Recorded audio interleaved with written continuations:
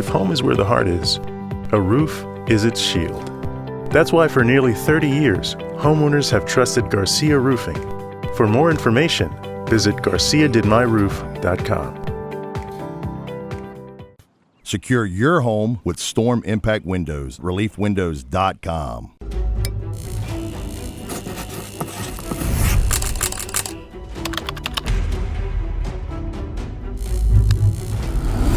Reggie's Bar has been a staple in Tigerland near LSU for more than 2 decades. But today, the bar's liquor permit was revoked permanently, and the owner, Darin Adams, has been banned from the property. All this coming to light in a hearing today. The issuance and acceptance of an alcohol permit is a privilege, not a right. Our chief and principal mission is to make sure that underage individuals don't have access to alcohol. This business failed in this regard. And it led to tragic circumstances. Specifically, the tragic death of 19-year-old Madison Brooks. We feel but for the irresponsible behavior on the part of this bar could have saved the life of Miss Brooks. Brooks was at Reggie's Bar in January. The LSU sophomore got into the bar illegally with someone else's ID. She was served multiple drinks from bartenders. Her blood alcohol content came back 16 times the legal limit for anyone under the age of 21.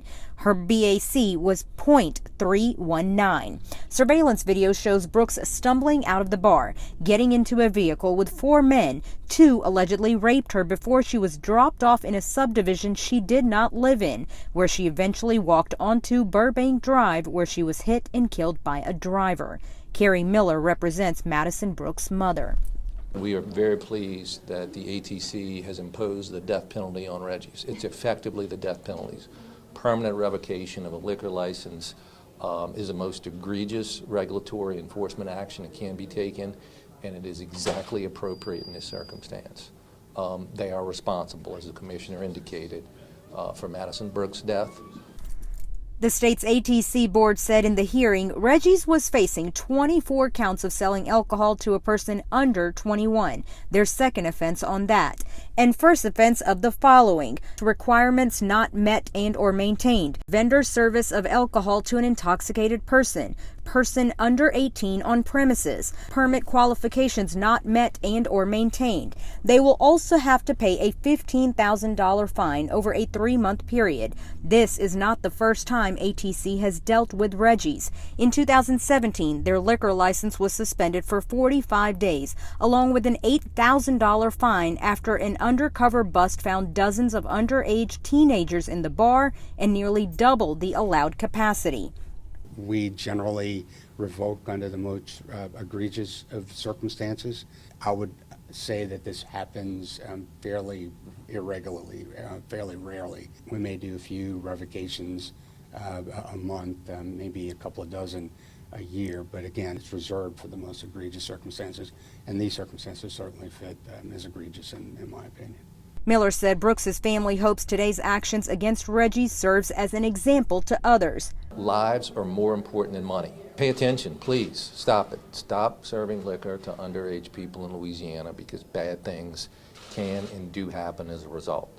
The revocation does not stop another owner from buying Reggie's and applying for a liquor license in the future. Hopefully, a new owner wouldn't repeat the sins of the past owner.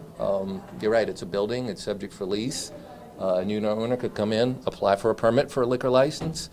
We're hoping that when or if a new owner applies for a permit for a liquor license, that this agency takes a hard look at who they are, what their compliance mechanisms are, what their history is. For now, though, Brooks's mom calls today a victory and hopes a lesson learned for Reggie's and Darin Adams.